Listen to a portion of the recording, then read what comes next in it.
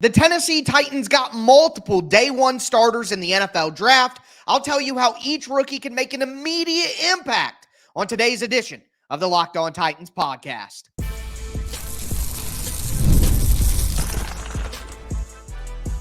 You are Locked On Titans, your daily Tennessee Titans podcast, part of the Locked On Podcast Network, your team every day. Welcome to the Locked On Titans podcast. I am your host, Tyler Rowland. Titans fans, today's edition of the Locked On Titans podcast is brought to you by Monopoly Go. I admit I have a competitive side and is a big fan of Monopoly Go, the mobile hit twist on classic Monopoly. Join your friends and download Monopoly Go now, free on the App Store and on Google Play. The Tennessee Titans got multiple day one starters in the NFL draft, but everyone in their draft class can make an immediate impact on the team. I'm going to go pick by pick and tell you how all of these guys can help out the Titans from the beginning. Before we start, do want to thank you for making the Locked On Titans podcast your first listen each and every day. Remember, Monday through Friday, Tennessee Titans content all year round, always for free. Make sure you get subscribed, stay subscribed. It's your team every day here on the Locked On Titans podcast. Of course, shout out to my everydayers out there tuning in Monday through Friday. Couldn't do it without you guys. Let me know who you are down below. I got a great treat for my everydayers the rest of the week. Tomorrow, we are going to look at the long-term impact all of these draft guys can have for the Tennessee Titans. Then we're going to take a look at what needs still remain for the Titans and what veteran free agents could fill those roles, especially looking at safety. And also at the end of the week, I'm going to have a draft-related mailbag. So send your questions to me at Tic Tac Titans. Also with that, over on the Tic Tac Titans film channel, I'm doing a breakdown of every single draft prospect the Titans got. My JC Latham video is already out over there. I'm going to have my T'Vondre Sweat video dropping at 8 a.m. on Tuesday morning. Then we're going to do Cedric Gray on Wednesday and then hit the late round guys the next 2 days. So much draft content coming your way from me, Tyler Rowland, your host, 25 years of Tennessee Titans fanatic and a certified film junkie, breaking down the X's and O's with you all year long. But with that being said, let's talk about JC Latham, because it is pretty clear Latham is the easiest one to discuss at this point. It is obvious. He is going to be OT1 from day one. JC Latham is the best offensive tackle on the roster. It's not even close. I mean, Nicholas Petit-Frere is set to be the other starter. The Titans traded for Leroy Watson, of course, but that's a project for Bill Callahan. Jalen Duncan, you know, it's funny, everybody's mad at me about my take on T'Vondre Sweat, but last year the pick that I didn't like was Jalen Duncan, and I don't even know if Duncan's going to make the roster this year, depending on what the Titans do. So I think it's pretty clear JC Latham is your starting offensive tackle. Now, the question is that right tackle? Is that left tackle? For me, I think the Titans have to give him this chance at left tackle. He needs to play left tackle in year one to see if he can do it. Right, wrong, indifferent, whatever happens, they need to put him at left tackle. Let him train there all throughout training camp. Let him be there in the preseason. Let him play there early in the season. If it doesn't work out, then maybe you move him midway through the year because it just is simply not working out. But if it's not working out that well, then we have bigger problems on our hands in general. But for me, you're putting JC Latham at left tackle early on. As a reminder, Bill Callahan told JC Latham, I think that you're athletic enough to play left tackle. JC Latham played left tackle his entire high school career once he got to IMG, the best high school program in the nation, maybe. It's definitely up there as one of the top ones. So I just think it's clear that from day one, JC Latham could be a road grader in the run game. He can be great in the run game right away. Like, he has the skill set right now with no improvements from college. He is going to be great in the run game. It's that passing game, and I think he can be good right away. Now, he's got to learn to keep his butt down. He's got to continue to refine his technique with his hands, as I talked about on my film breakdown. If he does shed that weight like he said he has already, 20 pounds from where he played at in Alabama, he's going to have increased mobility. He's going to have increased quickness, and that's going to allow him to deal with speed better and then ultimately deal with inside moves better because he doesn't have to overset through fear of the speed. So to me, it's pretty clear that JC Latham is OT1 from day one for the Tennessee Titans and will be a starter. I think in his rookie year, I think he could give you like B+ level offensive tackle play. Like, I don't think I would say like A- is like Pro Bowl level. A+ is all pro level. To me, if I talk about Pro Bowl level and all pro level, those are two steps below. Like, all pro is the best of the best, the blue chippers, A+ level players that are top 5 at their position in the entire NFL. You look at Pro Bowl level, though, that's like top 10, top 12 level players. I think JC Latham could be just a step below that in his first year. So we're talking about, again, a B+ level player compared to the rest of the offensive tackles in the NFL, just a little bit below Pro Bowl level, which I think will be a top 15 left tackle in the NFL, which compared to what the Titans have been dealing with the last 2 years, I mean, think about what's going on with Dennis Daly and Andre Dillard and even NPF when he played at left tackle and Dylan Radins when he's at left tackle and Jalen Duncan when he's at left tackle. I mean, this is going to be a significant upgrade, even if JC Latham is B- level and there's some struggles early on, which I do want to say this. Make sure that you have patience here, okay? If Latham comes out and he struggles in pass blocking in the first month of the season, I don't want to hear people freaking out, because the reality is rookie offensive linemen often take a little bit of time to adjust to the NFL. It is a big difference in talent, even coming from the SEC. Big difference in talent when you get to the NFL. So I think even if Latham takes his lumps early on in the first month, by the time that we get to the end of the season, he's going to give you top 15, 13, 14 leveled offensive tackle play. And if things really go well and he acclimates really well right away, then you could have yourself top 12, top 10 level offensive tackle play at the left. So I think it's pretty clear Latham is the easiest guy to have a discussion about in this realm. His role with the Titans early on is defined. It is clear. Starting offensive tackle, best offensive tackle on the field for the Titans, best option that they have on the roster right now. If for some reason we see the Titans add a veteran left tackle, something like that, then maybe they decide to kick him over to the right. I don't think that's going to happen again. I think they need to give him his opportunity as the clear-cut left tackle right away. That's what needs to happen. So for me, I am not concerned about the switch from right tackle to left tackle. And I think that Latham could give you, top half of the league starting left tackle play right from day one, even if there's a little bit of lumps, just because of how great he's going to be in the run game and how already with the dropped weight, he's going to help himself with the speed in the pass game. But again, I went over the good and the bad from JC Latham's tape over on the Tic Tac Titans film channel. I'm going to have the link to that film breakdown down in the description of this podcast. And then again, on Tuesday morning, T'Vondre Sweat's film breakdown will come out. And I know a lot of you will be interested in seeing what I have to say when we break down the tape of Sweat. But speaking of Sweat, we're going to dive into T'Vondre Sweat's immediate impact possibilities with the Titans right now. Before we do, though, do want to let you guys know that today's episode is brought to you by Monopoly Go. Look, game off, pause for a second. We got to talk about Monopoly Go. I know what you're saying. Flag on the play. You already talked about that. But look, there's just so much good stuff in this game. In Monopoly Go, you can team up with your friends for time tournaments where you work together to build up each other's boards. The more you win, the more awesome prizes you can unlock. And there's even more than that. You get unique stickers that you can trade with your friends to complete albums for big prizes, cool new playing pieces to travel all of the Monopoly boards with. They have a hilarious emojis that you can use to taunt your friends when you smash their buildings or rob their vaults. Plus, Monopoly Go feels new and exciting every day with constantly changing tournaments and challenges. A ton include their own unique mini games like digging for treasure or robot pachinko machines. And there's always new timed events to help you win big, like massive multipliers for everything you win and rent frenzies. There's always something fun to discover in Monopoly Go. So get off the bench and go download it for free now on Google Play and on the App Store. Game on.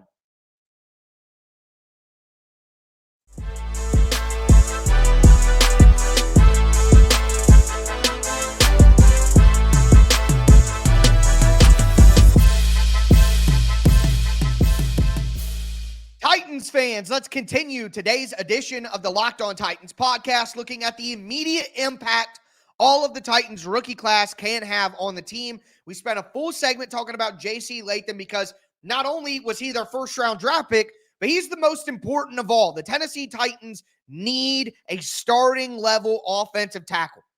I don't think that they've had one in 2 years at this point, so very important, and his role is clearly defined right away. But now we got to get into T'Vondre Sweat, the day 3 draft prospects that the Titans brought in, because what they can provide early on may be a little more murky, okay? But before I get into T'Vondre Sweat, do want to thank you again for making Locked On Titans your first listen. Remember, tomorrow we're going to look at the long-term impact and the long-term potential of all of these draft picks. So we're talking about how they fit right now, but tomorrow we'll look at what they can be down the road for the Titans, which ultimately a draft class can't truly be judged until 3 or 4 years down the line, where we see how these guys have panned out and how they've developed. So make sure that you don't miss that. It's kind of the secondary part of this conversation. But looking at T'Vondre Sweat, and what I'm going to do here is, because everybody knows I wasn't a fan of the draft pick. It is well documented at this point. But for the sake of the show, you've already heard how I feel and why I didn't like the pick. Let's talk about if things go right, if things go well for T'Vondre Sweat, if the pick works out, if I'm wrong. Well, number one, T'Vondre Sweat is going to be a monster on the first 2 downs. Okay? That is absolutely a capability that he can have from day one. Stuffing the run, taking on double teams, being immovable in the run game, and clogging up lanes. And what that does is 2 things. Number one, that leaves Jeffrey Simmons with less double teams to deal with and more one-on-one opportunities, which Jeffrey Simmons is that all-pro, A-plus level player, and getting him easier opportunities is absolutely critical. Okay, so there's that. And then also you got to take into account what it does for the linebackers, what it does at the second level. Because the more blockers that have to take on T'Vondre Sweat, the less blockers that can be on those linebackers. So a guy like Cedric Gray, who maybe not be the strongest linebacker prospect, who maybe needs to put on a little bit of weight, needs to work on stacking and shedding when blocks get on him, that would be very helpful for him. A guy like Kenneth Murray, I'll be honest, Kenneth Murray is like a 6'3" David Long. Like, he needs to get downhill, play with aggression, play with instincts, fly through holes, penetrate downhill. Like, that's what Kenneth Murray needs to do. He's not going to be able to do that if there are blockers on him right away. So giving Kenneth Murray the room to use that speed and that dog mentality and that downhill force, letting Kenneth Murray be able to do that is critical. All right. So what the Titans want is they want defensive linemen that are going to keep offensive linemen off their linebackers. That is always the goal. And T'Vondre Sweat, especially on the first 2 downs, can absolutely do that. Also, in the Titans' base defense, whether it be a 4-3, whether it be a 3-4, he could be a 3-4 nose tackle, he could be a shade guy in a 4-3, whatever the Titans decide to do on base defense. And although base defense isn't as common, when people ask a lot of questions about, are they a 3-4 or are they a 4-3? To me, it's kind of pointless because 60 to 75% of defensive snaps in the NFL are in nickel with 4 down linemen, 2 linebackers, and 5 defensive backs. So are you a 4-3? Are you a 3-4? I don't really know. You're a nickel defense in the NFL if you're playing in the NFL. So I think in those 4-man fronts, T'Vondre Sweat can be that shade nose tackle that plays, over the center, between the center and the guard on either side, depending on what they want to do. And I think he could do that right away. So he could be a starter in their base defense. Even if they're in nickel, he could be a 2-down guy who's a run stuffer early on. He can rotate in on 3rd downs. Like, I don't think he's a guy who just cannot play on 3rd down. I'm going to go over it in the film breakdown that I put out on Tuesday morning. But he does have great hands. All right, he's got great hands that knock down offensive line hands. He uses a good swipe, a good swim. He does a good job with those things. So there is some potential there on 3rd down, but I just think early on his immediate impact, he's going to be a guy who you want to kind of rotate in. Number one, you're always going to have Jeffrey Simmons on the field on 3rd downs. No question about it. Arden Key is a guy. You like to get him with his length and his speed. You like to get Arden Key rushing from the inside like he had success in San Francisco and Jacksonville. So there are going to be snaps that are taken up by Arden Key being on the inside. Also, Sebastian Joseph Day, they're going to use him on the inside as well. So if T'Vondre Sweat can kind of be in that rotation early on, I think that would be great value for the Titans.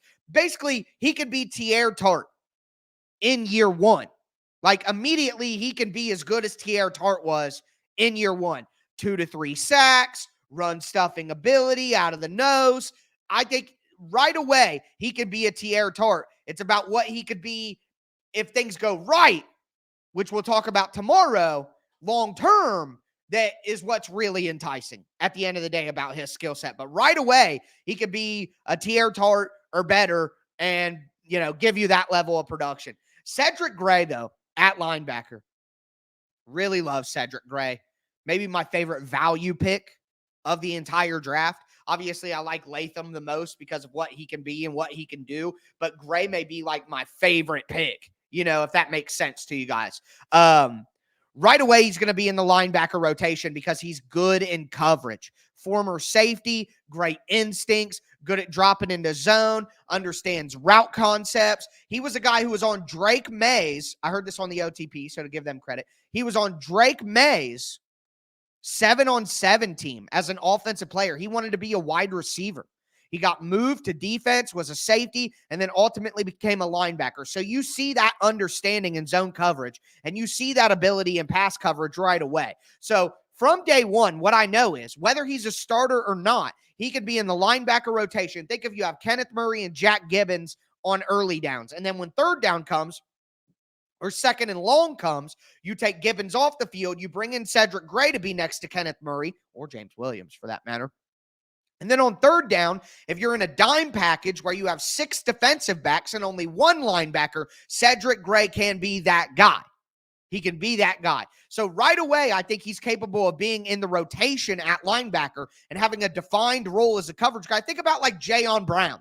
I think he could play the Jayon Brown role before Jayon was a full-time starter. But also from day one, he can compete with Jack Gibbons to steal that other starting linebacker spot. And I would not be shocked if he won it outright, okay? So all of that ability there, playing on nickel, playing in dime, being the third down linebacker, that is all possible right away. If he does even better, he could be the starter right away next to Kenneth Murray. So I think all of that is very possible. And then also, special teams. He's going to be a guy who should be able to contribute on special teams right away. Now, if he wins that starting linebacker job, he probably won't be asked as much to do things on special teams, but being on the punt coverage team, running on kickoff coverage, being somebody who, like I said, can be there on third downs, can be your nickel backer, be your dime backer, but can also potentially win a starting role. He's just got a lot to offer to the team, and that's why I was so excited about that pick. But we got other guys to talk about. We got 4 more late-round draft picks to go into, but that's the top 3 and how they think they can immediately impact the Tennessee Titans. Let me know your expectations for these guys that we've talked about so far down below. Now, let's talk about the rest of day 3. Before we do, though, do want to let you guys know that today's episode is brought to you by FanDuel Sportsbook. Look, it is playoff time in the NBA and the NHL. Predators fans, I feel bad for you. That blown loss on Sunday. Look, my Lakers are in a tough spot with the Denver Nuggets as well. They staved off the sweep, but by the time you hear this, the Lakers are probably eliminated. So, if you want to make up for those sad feelings, the best place to do it is on FanDuel and bet on some teams who will win their playoff series. But baseball's in full swing too, and FanDuel is the best place to bet on every game. Right now, new customers can get $150 in bonus bets guaranteed. That's $150, win or lose. Bet on everything from slap shots to home runs to slam dunks, all on an app that's safe, secure, and easy to use. What are you waiting for? Visit FanDuel.com/LockedOn and make your first bet an automatic win. It's FanDuel, America's #1 sportsbook.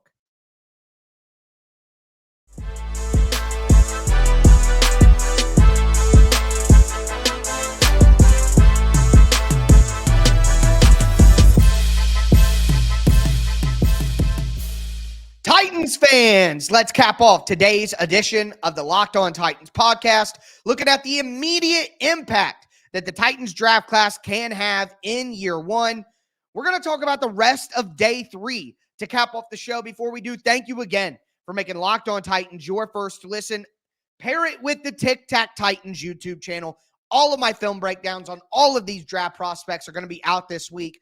Latham was out on Monday. Sweat is on Tuesday. Gray is on Wednesday. I'll be doubling up with the other guys on Thursday and Friday as well. You're not going to want to miss any of that. Again, the link to the YouTube channel is down in the description of this video. But with that being said, we got to talk about the next pick for the Titans, and that is Jarvis Brownlee Jr. out of Louisville. Look, number one right away, he's CB4. You obviously have L'Jarius Sneed. You have Chido Awuzie on the outsides, and then you have Roger McCreary as your starting nickel. But no matter what happens, there's an injury here, there's an injury there, Jarvis Brownlee is going to be able to play right away. He could play on the outside if one of those guys get hurt or need to take a couple plays off or whatever. He can also play on the inside and back up Roger McCreary. Where I see him on the depth chart right away, though, he is obviously Roger McCreary's number one backup. And if the Titans decide to go dime with 4 cornerbacks instead of 3 safeties and 3 cornerbacks, they go 4 cornerbacks and then 2 deep safeties, then Brownlee's going to be on the field right away as a physical guy who could play in the opposite slot of Roger McCreary. But again, I think if one of the outside guys were to miss any time, Jarvis Brownlee would immediately go there as well. Now, he's not going to fare as well on the outside in the NFL because he's only 5'10", but he can do that job. And that's critical because at the end of the day, do you want Eric Garror out there? Do you want Trey Avery out there? Do you want Caleb Farley out there?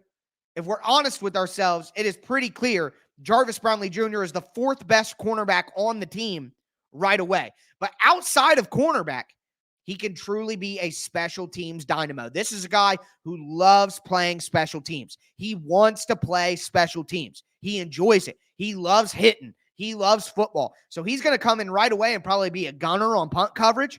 The guy on the outside lined up where wide receivers normally are, who runs down the field and gets to the ball carrier first. That is what Jarvis Brownlee, that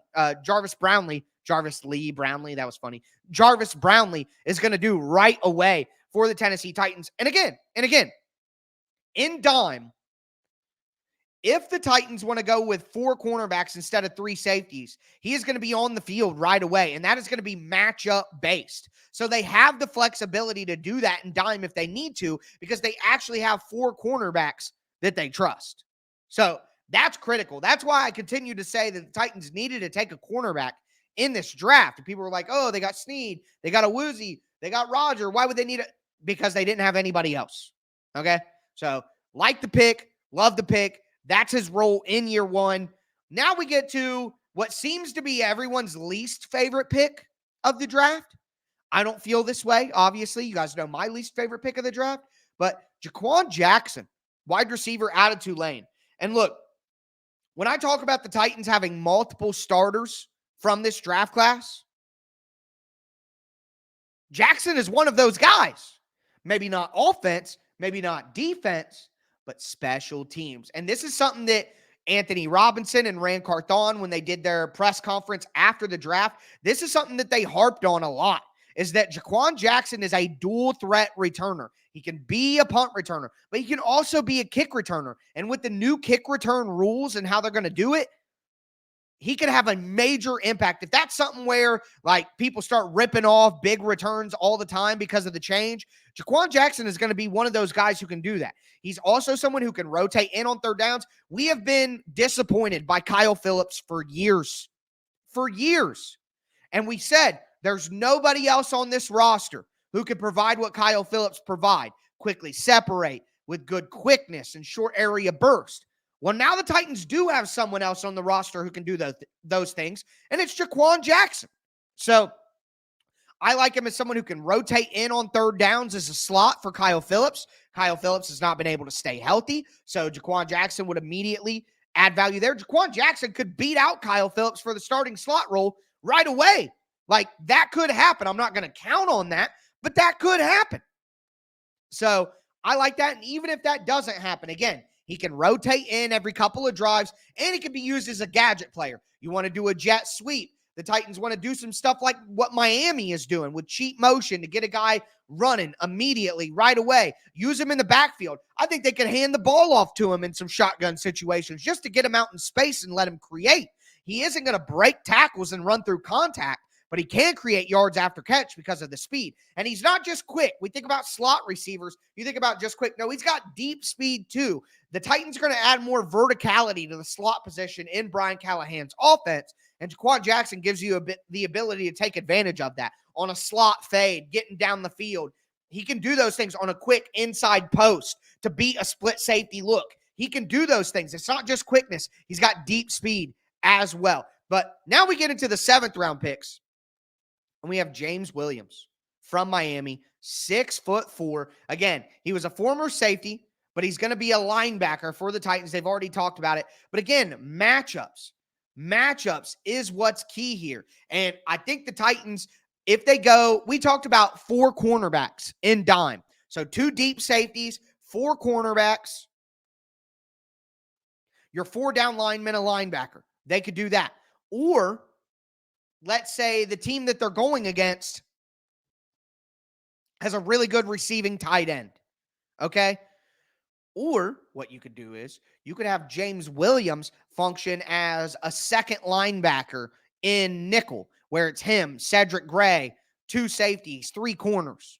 You could run dime, where you have 2 safeties, a linebacker, 3 corners, and then James Williams. And James Williams basically, like one game, if they have a bigger slot receiver or a tight end they like to flex out, you can have James Williams in dime. If they have a smaller, quicker wide receiver or just a wide receiver in general, you could use Jarvis Brownlee in dime. Again, it's all about creating matchups and packages within the defense. Also, I think that Williams is a guy who's going to be able to blitz a ton because of his size and his physicality, which is going to allow him to play more in those heavier packages as well if the Titans want to do that. So I think being a matchup guy and having a specific role on certain weeks, it won't be every week.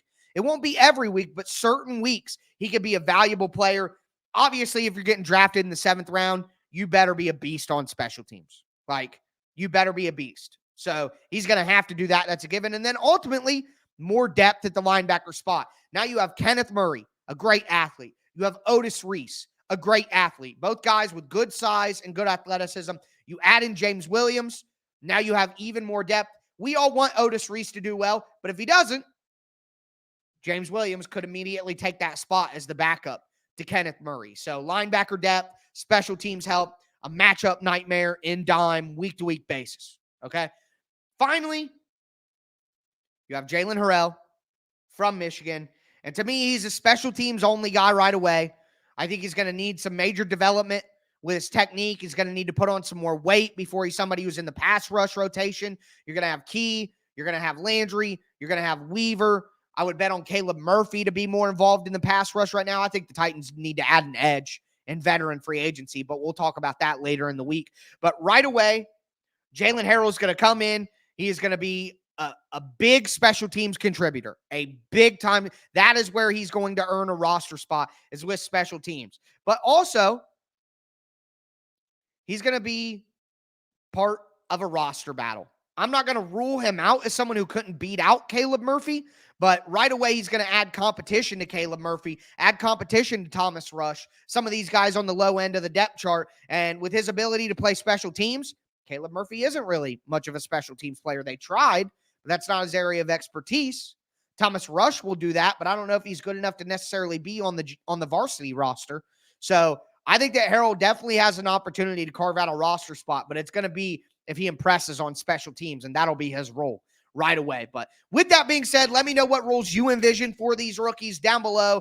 That is going to do it for me today, folks. I'll be back with you guys tomorrow to talk about the long-term impact these rookies could have on the Tennessee Titans. Hopefully, we get a veteran signing at freaking safety soon, and then I can break that down as well. But with that being said, again, that's going to do it for me. As always, I am your host, Tyler Rowland, and this was Locked On Titans.